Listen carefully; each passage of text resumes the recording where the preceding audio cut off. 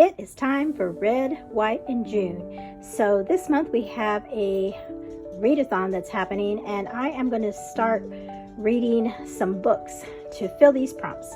And I have some books here already that I'm going to be choosing from this week. I'm not going to read all of them. I'm just going to just how I feel and see which ones I want to read. But these are my options. I have some middle grade books that I have had in my stash for a long time that I've been wanting to read myself, and I also had these for my daughter's homeschool. But I have already read one fiction book for this challenge or for this readathon, but I don't know where it's going to fit yet. So I will, after I finish reading the rest of these books this week, I will add those on. So I have finished the prompt for the nonfiction, and so I had this book in my stash and I hadn't read it, and Ellie and I read this yesterday together, and it was a good one. So this is George versus George, the story about the American Revolution, and it was really good because it had the perspective of both sides. And isn't it interesting that both of our leaders at the time were Georges? And so it was a really good book. So this is going to count for Kelly. Reads a lot. Her prompt for nonfiction.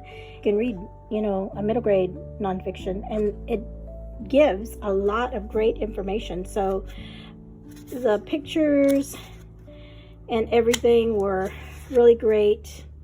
The stories. We had a lot of good conversation as we read through this book yesterday.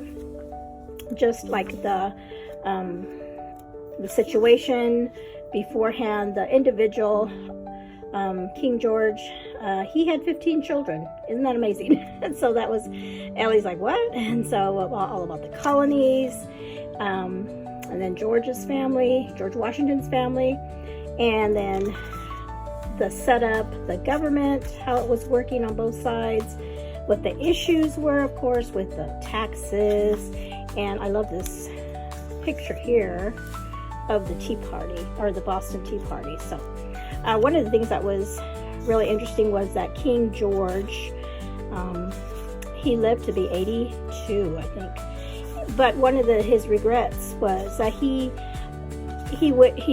felt like he lost the colonies. So anyway, so that is my first book for the Red, White, and June readathon.